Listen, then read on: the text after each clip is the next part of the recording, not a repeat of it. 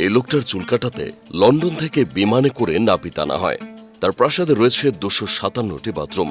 তার ব্যক্তিগত গাড়ির সংখ্যা 7,000-এর বেশি। 110টি গ্যারেজে এসব গাড়ি পড়ে আছে। সে যদি প্রতিদিন একটা করে গাড়ি ব্যবহার করে ফেলে দেয়, তবুও তার সব গাড়ি শেষ হতে 19 বছর লাগবে। তার 200 ঘোড়া যেখানে থাকে সেখানেও এসির ব্যবস্থা আছে। যার কথা বলা হচ্ছে তিনি সুলতান হাসান আল বলকিয়া। এশিয়ার দেশ ব্রুনাইয়ের সুলতান হিসেবে তিনি 57 বছর ধরে ক্ষমতায় আছেন। দ্বিতীয় স্ত্রীকে ডিভোর্স দিতে তিনি 60,000 কোটি টাকা ক্ষতিপূরণ দিয়েছেন বলে জানা যায়। তার ব্যক্তিগত বিমানের নানান জায়গা স্বর্ণে মোড়ানো। বিলাসিতা কাকে বলে, কত প্রকার ও কি তা সুলতান হাসান আলকে দেখলে জানা যায়। ক্যাপসুলের এই ভিডিওতে বিশ্বের সবচেয়ে বিলাসী এই মানুষটার বিস্ময়কর বিলাসিতা ও তার আয়ের উৎস সম্পর্কে আলোচনা করা হবে।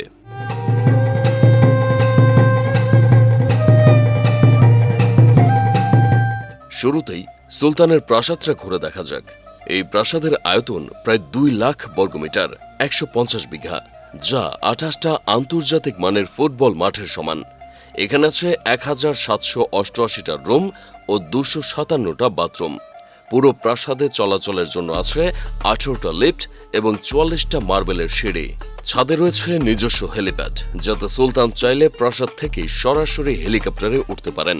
প্রাসাদের ভেতরে ঢুকলে রিসেপশন রুমে ঝুলতে দেখা যাবে অস্ট্রিয়ান ক্রিস্টালের বিশাল ঝাড়বাতি। মেঝেতে বিছানো আছে হাতে বোনা পারস্যের কার্পেট। দেয়ালে ইতালীয় মার্বেল, জানালায় ব্রিটিশ কাচ আর পর্দায় চীনা রেশম। এমনকি দরজার হাতল সোনায় মোড়ানো। এর সিলিংয়ে ব্যবহার করা হয়েছে 24 ক্যারেট সোনা। সঙ্গে রয়েছে রুবি ও পান্নার ছোঁয়া।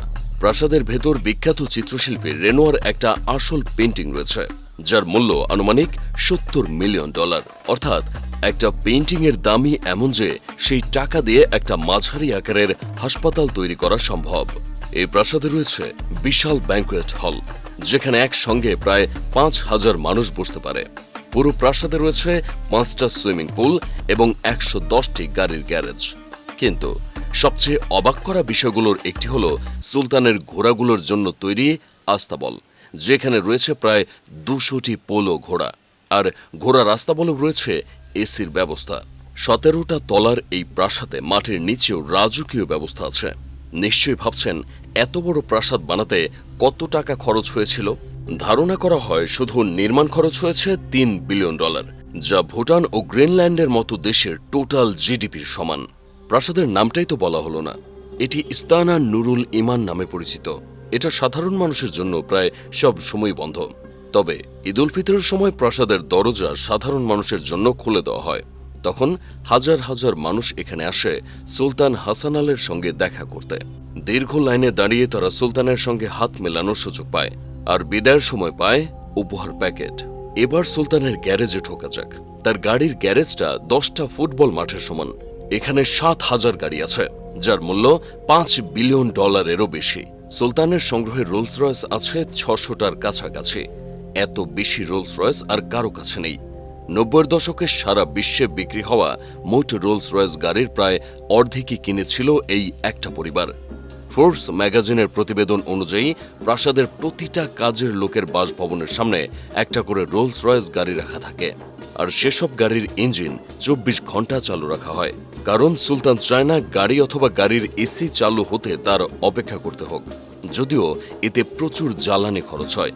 এই গ্যারেজে ফেরারি আছে 450-র বেশি, বেন্টলি আছে 350, মার্সিডিজ বেঞ্জ আছে 570টি। ইতিহাসের অন্যতম সেরা সুপারকার ম্যাকলারেন F1, যা মোট তৈরি হয়েছিল 106টা, তার মধ্যে 10টাই একসাথে কিনে নিয়েছে ব্রুনাই রাজ পরিবার। ফেরারি 250 GTO, যেটাকে বলা হয় পৃথিবীর সবচেয়ে দামি ফেরারি মডেল, তার 2টো কপি আছে সুলতানের কাছে। সুলতানের বিয়ের দিনে ব্যবহার করা হয়েছিল রোলস রয়েস সিলভার স্পার 2। এটার পুরো শরীর মোড়ানো 24 ক্যারেট সোনায়। এই একটা আজও পৃথিবীর ইতিহাসের সবচেয়ে দামি রাজকীয় গাড়ি হিসেবে নথিভুক্ত। সুলতানের ব্যক্তিগত নাপিত আছে। কেন মডেস্টো নামক এই নাপিতের লন্ডনে নিজস্ব সেলুন আছে, যেখানে 30 পাউন্ডে চুল কাটা যায়। তবে সুলতান চুল কাটাতে যান না, উল্টো নাপিতকে বিমানে করে ব্রুনাইতে উড়িয়ে আনেন। 2009 সালে সোয়াইন ফ্লুর ভয়ে সুলতান চাননি তার নাপিত সাধারণ যাত্রীদের সাথে বসে ফ্লাইটে আসুক, কারণ ভাইরাস নাপিতকে ধরলে সুলতানকেও ধরতে পারে। তাই সিঙ্গাপুর এয়ারলাইন্সের ফ্লাইটে একটা সম্পূর্ণ আলাদা প্রাইভেট কেবিন বুক করা হয় শুধু এই একজন নাপিতের জন্য। লন্ডন থেকে ব্রুনাই প্রায় ৭,০০০ মাইলের যাত্রা। সেই একটা প্রাইভেট কেবিনের খরচই ছিল $১৮,০০০। এর সাথে যোগ হয় নাপিতের পারিশ্রমিক প্লাস ৩-৪ রাত থাকার জন্য বিলাসবহুল হোটেল বুকিং। শুধুমাত্র চুল কাটানোর জন্য মোট খরচ দাঁড়ায় $২৪,০০০। এই নাপিত ১৬ বছর ধরে প্রতি ৩ থেকে ৪ সপ্তাহে একবার সুলতানের চুল কাটছে। এই ১৬ বছরে প্রায় $৫৮ লাখ খরচ হয়েছে। সুলতানের ব্যক্তিগত বিমান বহরে ৪টা বড় আকারের জেট আছে। এর মধ্যে সবচেয়ে বিখ্যাত বোয়িং ৭৪৭ থেকে ৪০০, যেটাকে বলা হয় ফ্লাইট প্যালেস বা উড়ন্ত প্রাসাদ। এটার ভেতরে হাতমুখ ধোয়ার বেসিনটা তৈরি নিরেট সোনা দিয়ে। বিমানের দরজার হাতল সোনায় মোড়ানো। বিমানের মধ্যে আছে একটা পূর্ণাঙ্গ ডাইনিং রুম, আরও আছে একটা মাস্টার বেডরুম। শুধু তাই না, এই বিমানে ব্যক্তিগত অফিস রুম ও কনফারেন্স রুম আছে, যাতে আকাশে থাকা অবস্থাতেই সুলতান রাষ্ট্রীয় কাজ করতে পারেন। একজন প্রশিক্ষিত পাইলট হিসেবে সুলতান নিজেই বিমান চালাতে পারেন। মেয়ের জন্মদিনে সুলতান এয়ারবাস A340 থেকে ২০০ উপহার দিয়েছিলেন। এখন হয়তো ভাবছেন সুলতান এত টাকা পায় কোথায়? ব্রুনাইয়ের আয়তন ৫,৭৬৫ বর্গ কিলোমিটার, যা বাংলাদেশের ৪ থেকে ৫টা জেলার সমান। আর দেশটাতে প্রায় ৪.৫ লাখ মানুষের বসবাস, যা বাংলাদেশের একটা জেলার চেয়েও কম। ব্রুনাইয়ের সুলতানের টাকার বড় অংশ আসে তেল ও গ্যাস থেকে। ব্রুনাইয়ের বেলাইত জেলার একটা শহরের নাম সেরিয়া। এখানে ১৯২৯ সালে প্রথম তেলের সন্ধান পাওয়া যায়। এরপর থেকে ব্রুনাইয়ের অর্থনীতি ফুলে ফেঁপে উঠতে থাকে।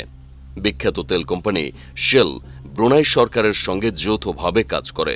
তেল উত্তোলন ও পরিশোধনের পর যে অর্থ আসে তার অর্ধেক রাখে শেল কোম্পানি, বাকি অর্ধেক রাখে ব্রুনাই সরকার। ব্রুনাইয়ের আয়ের দ্বিতীয় উৎস হল ব্রুনাই ইনভেস্টমেন্ট এজেন্সি, সংক্ষেপে BIA। ১৯৮৩ সালে প্রতিষ্ঠিত এই সংস্থার মূল কাজ হল ব্রুনাইয়ের সমস্ত অর্থ বিশ্বের বিভিন্ন জায়গায় বিনিয়োগ করা। সহজ ভাষায় বললে, তেল থেকে যে টাকা আসে তার একটা অংশ শুধু ব্যাংকে পড়ে থাকে না, সেই টাকা আবার টাকা তৈরি করে। BIA বিশ্বের বিভিন্ন দেশে রিয়েল এস্টেট, হোটেল এবং অন্যান্য সম্পদে বিনিয়োগ করে রেখেছে। তাদের সবচেয়ে বিখ্যাত বিনিয়োগের নাম ডচেস্টার কালেকশন।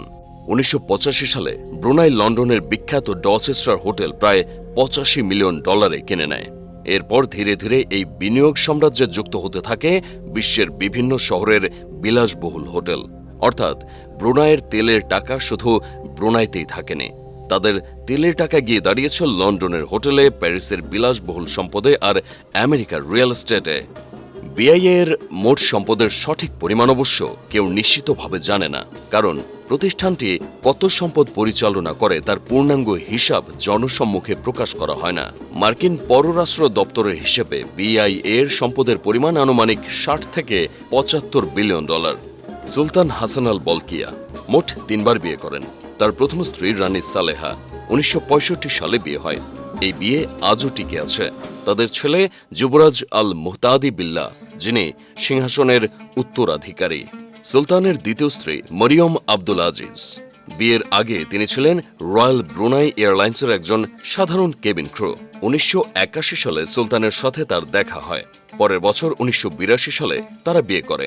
সুলতানের বাবা এই বিয়ে অনুমোদন করেননি, কারণ মরিয়ম ছিলেন সাধারণ মানুষ, রাজ রক্তের কেউ না।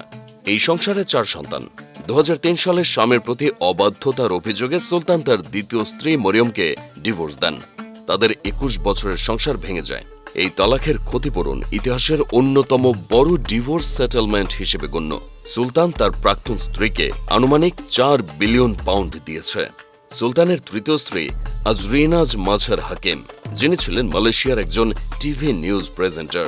২০০৫ সালে তাদের বিয়ে হয়। এই সংসারে ২ সন্তান আছে। ২০১০ সালে এই স্ত্রীকেও স্বামীর প্রতি অবাধ্যতার অভিযোগে সুলতান তালাক দেয়। সুলতান মোট ১২ সন্তানের বাবা, এর মধ্যে ৫ ছেলে ও ৭ মেয়ে। সুলতানের ইন্তেকালের পর এই ১২ জনের মধ্যে সবচেয়ে বড় ছেলে প্রিন্স আল মুহতাদি বিল্লাহ নতুন সুলতান হবেন। ছোটবেলা থেকেই তাকে ভবিষ্যতের রাষ্ট্রপ্রধান হিসেবে প্রস্তুত করা হয়েছে। ২০০৪ সালে ক্রাউন প্রিন্স হিসেবে শপথ নেওয়ার পর থেকে তাকে বিভিন্ন রাষ্ট্রীয় অনুষ্ঠানে সুলতানের পাশে দেখা যায়। এখন সবচেয়ে বড় প্রশ্ন হলো, তিনি কি তার বাবার মতো একইভাবে এই ক্ষমতা ধরে রাখতে পারবেন? কারণ হাসান আল বলকিয়া 1967 সাল থেকে সিংহাসনে আছেন, প্রায় 60 বছর। এই রেকর্ড ভাঙা শুধু কঠিনই না, একরকম অসম্ভব। এতক্ষণে জেনে গেছেন সুলতান কতটা ধনী। তিনি যতটা ধনী ঠিক ততটাই ক্ষমতাবান। হাসান আল বলকিয়া একই সঙ্গে দেশের প্রধানমন্ত্রী, প্রতিরক্ষা মন্ত্রী এবং অর্থমন্ত্রী। ব্রুনাইয়ের সর্বোচ্চ নেতা হিসেবে তিনি মন্ত্রী নিয়োগ দিতে পারেন, আবার প্রয়োজন হলে মন্ত্রিত্ব কেড়েও নিতে পারেন।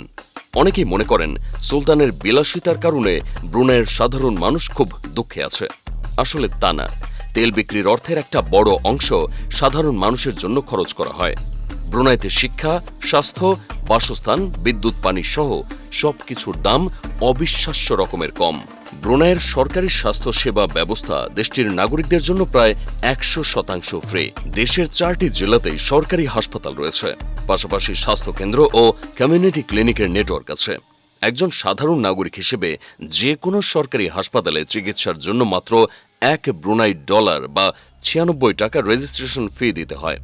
12 বছরের কম বয়সী শিশুদের জন্য এটাও দেওয়া লাগে না, সম্পূর্ণ ফ্রি। এছাড়া নামমাত্র খরচে জটিল অপারেশন ও দামি ওষুধ পাওয়া যায়। অনেক সময় উন্নত চিকিৎসার জন্য নাগরিকদের সিঙ্গাপুর বা মালয়েশিয়ার শীর্ষস্থানীয় হাসপাতালগুলোতে সরকারি খরচে পাঠানো হয়। এতে রোগীর সঙ্গে রোগীর পরিবারের একজন সদস্যের যাতায়াত ও থাকার খরচও সম্পূর্ণ সরকারি তহবিল থেকে দেওয়া হয়। ব্রুনাইতে শিক্ষার খরচও প্রায় ফ্রি। মেধাবী ও যোগ্য ব্রুনাই নাগরিকরা সরকারি স্কলারশিপের মাধ্যমে বিদেশে পড়ার সুযোগ পায়। ব্রুনাই সরকার যুক্তরাজ্য, অস্ট্রেলিয়া, মালয়েশিয়া ও অন্যান্য দেশে উচ্চশিক্ষার জন্য বৃত্তি দেয়। শুধু বিশ্ববিদ্যালয়ের টিউশনই নয়, অনেক স্কলারশিপের মাসিক ভাতা, যাতায়াত খরচ, বই খাতা এবং থাকার খরচও থাকে। ব্রুনাইয়ের সরকারি স্কলারশিপের মাধ্যমে Oxford, Cambridge, Imperial College London, London School of ইকোনমিক্সের মতো বিশ্বের শীর্ষ বিশ্ববিদ্যালয়েও ব্রুনাইয়ের শিক্ষার্থীরা পড়ার সুযোগ পাচ্ছে। এদিকে বয়স্ক মানুষ ও প্রতিবন্ধীদের জন্য দেশটাতে বিশেষ ভাতা আছে। এমনকি নিম্ন আয়ের মানুষও আলাদা মাসিক সহায়তা পায়। সবচেয়ে অবাক করার মতো ব্যাপার হলো, এখানে ব্যক্তিগত আয়কর নেই। এখানকার মানুষ যা আয় করে সবটাই তার। সুলতান হাসান আল বলকিয়ার বর্তমান বয়স 80 বছর। 1967 সালে মাত্র 21 বছর বয়সে তিনি ক্ষমতায় এসেছিলেন। সুলতান হিসেবে কাটিয়ে দিয়েছেন 58টা বছর। পৃথিবীতে বহু শৌখিন মানুষ আছে, তবে সুলতানের তুলনা তিনি নিজেই।